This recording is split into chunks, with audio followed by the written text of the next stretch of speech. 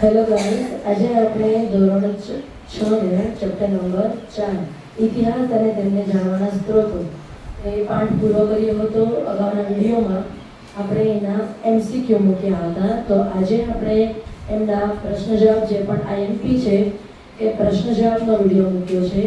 તો જે પણ વિદ્યાર્થીઓને કોઈ પણ ડાઉટ હોય તો તમે કમેન્ટમાં જણાવી શકો છો. તો અહીંયા ધ્યાન આપશે બધા વિદ્યાર્થી મિત્રો. પ્રશ્ન જવાબ જોતા જઈએ. પહેલું છે, ઇતિહાસમાં અવશેષો એટલે કે ફોસિલ કોને કહેવામાં આવે છે?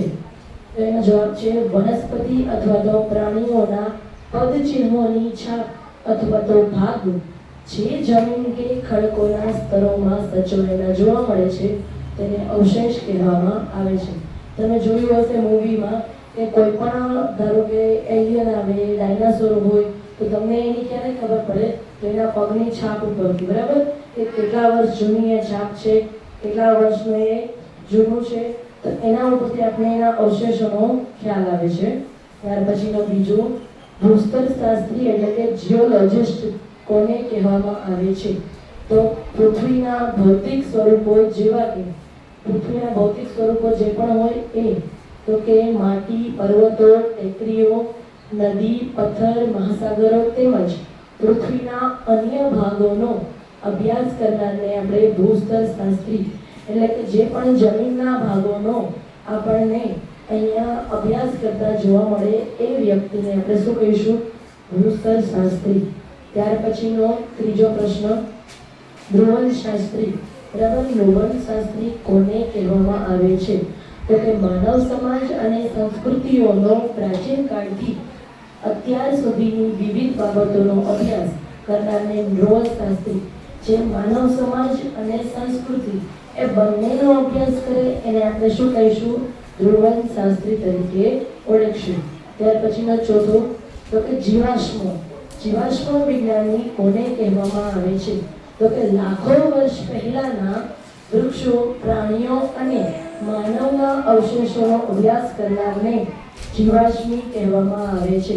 બરાબર? જે પણ લાખો કરોડો વર્ષથી જમીનની અંદર કોઈ પણ વનસ્પતિ છે, પ્રાણી છે, એના હાડકા છે, હાડપિંજર છે, બધું જે દટાઈ ગયું હોય કુદરતી કારણોના કારણે, ધારો કે કોઈ આફત આવી હોય, પૂર આવી હોય, ભૂકંપ આવ્યું હોય, તો એના કારણે જે પણ વનસ્પતિ, પ્રાણી, વૃક્ષો એ જમીનમાં દટાઈ ગયા હોય અને એના અવશેષો તમને મળે અને એના વિશે જે પણ માહિતી મેળવે છે એ વ્યક્તિને આપણે જીવાશ્મ વિજ્ઞાની તરીકે ઓળખશું. ત્યાર પછી જુઓ આજમો, પુરાતત્વ એટલે કે આર્કિયોલોજિસ્ટ કોને કહેવામાં આવે છે?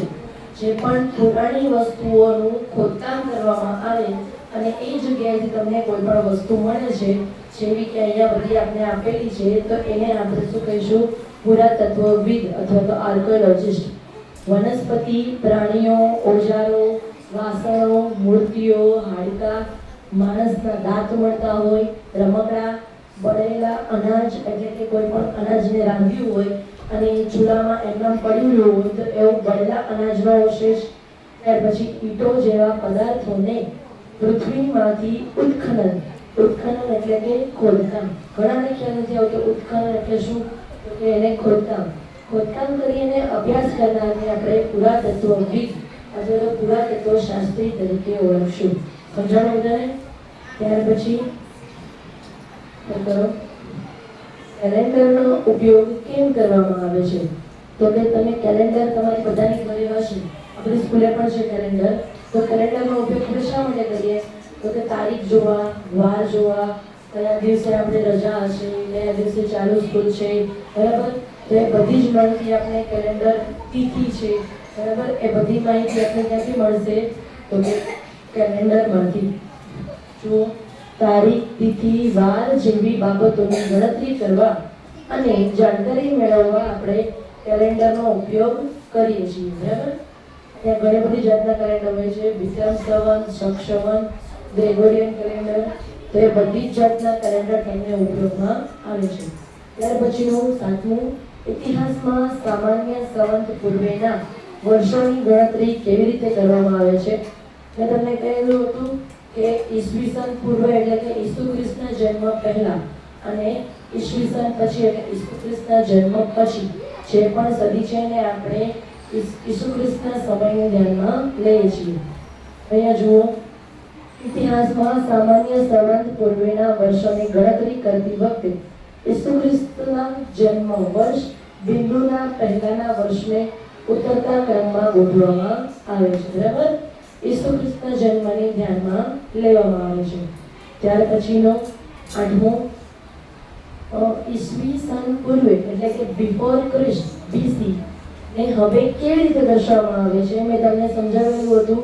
તો કે આપણે ઈસુ ખ્રિસ્તના જન્મ પછીના સમયગાળાને CE તરીકે ઓળખીએ છીએ, એટલે કે કોમન એરા.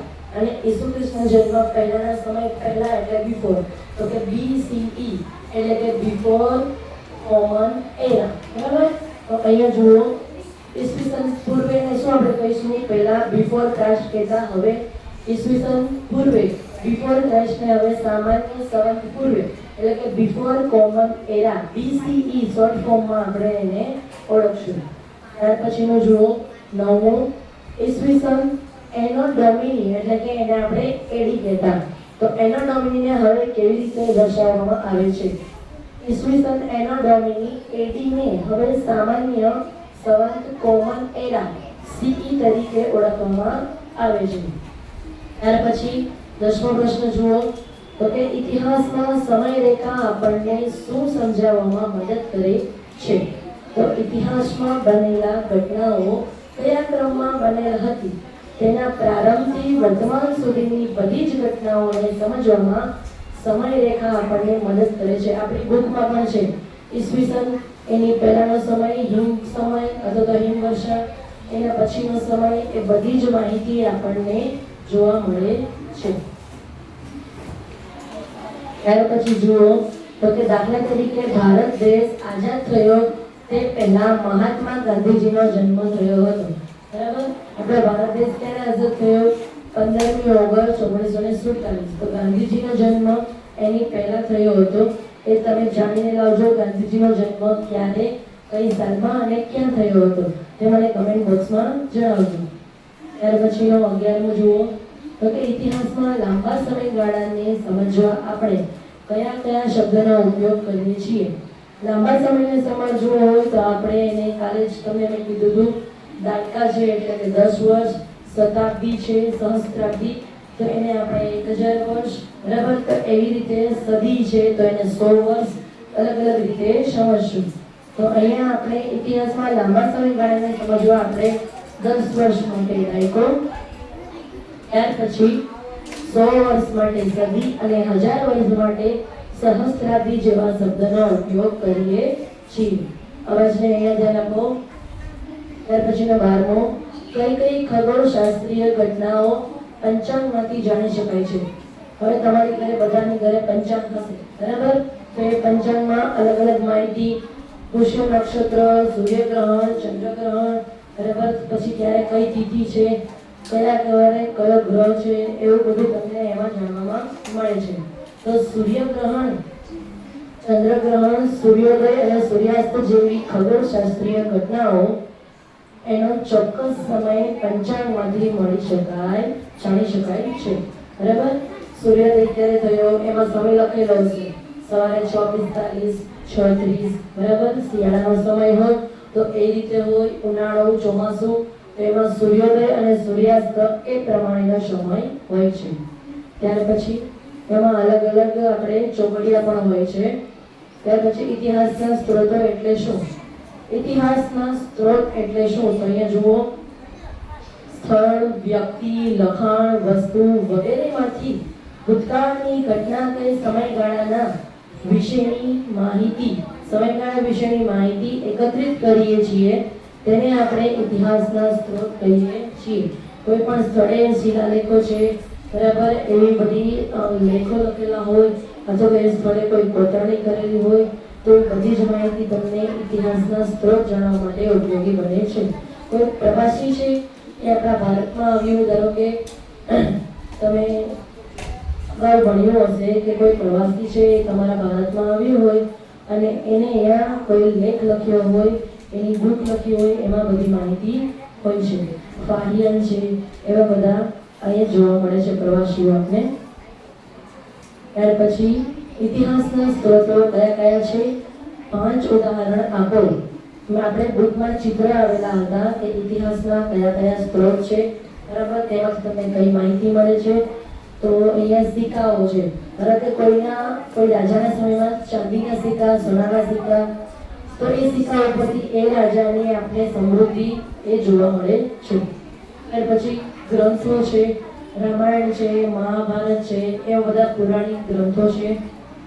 કપડાં છે, આભૂષણો છે, સ્મારકો, શસ્ત્રો, ચિત્રો, તાળપત્ર અને ભોજપત્ર જેવી હસ્તપ્રતો, શિલાલેખો વગેરેને આપણે ઇતિહાસના સ્ત્રોત તરીકે ઓળખીએ છીએ, કે જેમાંથી આપણે ઇતિહાસ જાણવા મળે છે. ઇતિહાસમાં કઈ કઈ બાબતો પડી છે એ આપણે ઇતિહાસ અહીંયા એ બધા સ્ત્રોતો છે. ત્યાર પછી જોઈએ આપણે 15મો પ્રશ્ન. ઇતિહાસ જાણવાના સ્ત્રોતોના પ્રકાર કેટલા અને કયા કયા છે? તો આપણે એક ચાર્ટ જોયો તો કે ઇતિહાસ જાણવાના 4 સ્ત્રોતો છે, બરાબર. કયા કયા છે જુઓ અહીંયા.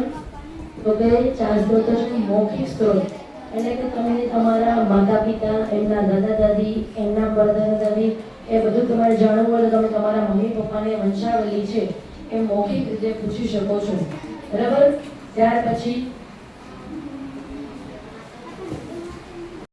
હવે જુઓ મૌખિક સ્ત્રોતો. ત્યાર પછી સાહિત્યિક સ્ત્રોતો એટલે આપણે આપણા સાહિત્ય વિશેની માહિતી જે પણ જગ્યાએ મળતી હોય તેને આપણે સાહિત્યિક સ્ત્રોત કહીએ છીએ. ત્યાર પછી કલાત્મક સ્ત્રોતો અને પુરાતત્વીય સ્ત્રોતો. ત્યાર પછીનો 16મો જોઈએ. પુરાતત્વીય સ્ત્રોતોમાં કયા કયા સ્ત્રોતોનો સમાવેશ થાય છે? તો પુરાતત્વીય સ્ત્રોતમાં તાળપત્ર છે, તામ્રપત્ર, ભોજપત્ર જેવી હસ્તપ્રતો એટલે કે મેન્યુસ્ક્રિપ્ટ્સ, સિક્કાઓ, સ્મારકો, ટેકરાઓ, માનવ, પ્રાણી અને વનસ્પતિની છાપો, આ બધી જ માહિતી આપણે પુરાતત્વીય સ્ત્રોત માટે ઉપયોગી છે. ત્યાર પછી માનવ અને પ્રાણીના હાડકાં, સાધનો અને સ્ત્રોતો, શસ્ત્રો, મૂર્તિઓ અને આભૂષણો, માટીના વાસણો, રમકડા વગેરે પુરાતત્વીય સ્ત્રોતોનો સમાવેશ થાય છે. ત્યાર પછી પ્રશ્ન નંબર 17. સાહિત્યિક સ્ત્રોતોમાં કયા કયા સ્ત્રોતોનો સમાવેશ થાય છે?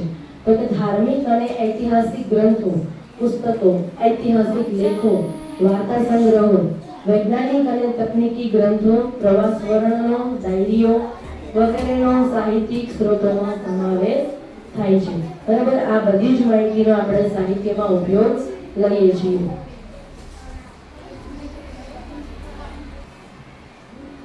ત્યાર પછીનો આપણે 18મો. છેલ્લા 5 દાયકામાં કયા કયા અભ્યાસોએ ઇતિહાસના પુનઃનિર્માણમાં મોટું યોગદાન આપેલ છે? તો છેલ્લા 5 દાયકામાં વૈજ્ઞાનિક અભ્યાસોએ ઇતિહાસના પુનઃનિર્માણમાં બહુ મોટું યોગદાન આપ્યું છે. આપણી અત્યારે વિજ્ઞાન ટેકનોલોજી છે, આપણે કેટલા બધા સેટેલાઇટ્સ આપણે ઉપર છોડ્યા, એનાથી આપણે ઘણી બધી માહિતીઓ મળે છે અને ગમે ત્યારે આપણે માહિતીનો ઉપયોગ કરી શકીએ છીએ, બરાબર. તો એ સેટેલાઇટ આપણે ઉપયોગી થઈ છે વૈજ્ઞાનિક અભ્યાસોના કારણે.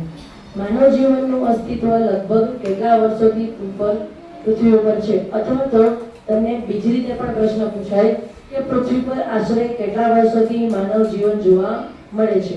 તો કે માનવ જીવન એટલે કે હોમો સેપિયન્સ લગભગ 3 લાખ વર્ષ પહેલાથી પૃથ્વી પર અસ્તિત્વ ધરાવે છે અને આ એકમાત્ર પૃથ્વીનો નાનો એવો ભાગ છે, બરાબર. પૃથ્વીનો સમયગાળો જે છે એ ખૂબ લાંબો છે, પરંતુ જ્યારથી માનવ જીવનની આપને માહિતી મળે છે એ છે 3 લાખ વર્ષ. એ પણ લગભગ આપણે કહેવામાં આવ્યા છે, એઝ્યુમ કર્યા છે. ત્યાર પછીનો લાસ્ટ 20મો પ્રશ્ન. પ્રારંભમાં આદિમાનવ કેવી રીતે રહેતો હતો? તો કે પ્રારંભમાં આદિમાનવ કુદરતી પડકારોનો સામનો કરવા અને એકબીજાને મદદ કરવા માટે સમૂહમાં રહેતો. શેમાં રહેતો? સમૂહમાં રહેતો હતો. હમણાં આપણે આ જે પણ પ્રશ્નો જોયા એમાં કોઈ પણ વિદ્યાર્થીને ન સમજાય તો તમે મને કમેન્ટ બોક્સમાં જણાવી શકો છો, બરાબર. અને જો તમને આ વિડીયો ગમ્યો હોય તો લાઈક કરજો અને તમારા ફ્રેન્ડને શેર કરજો. Thank you guys.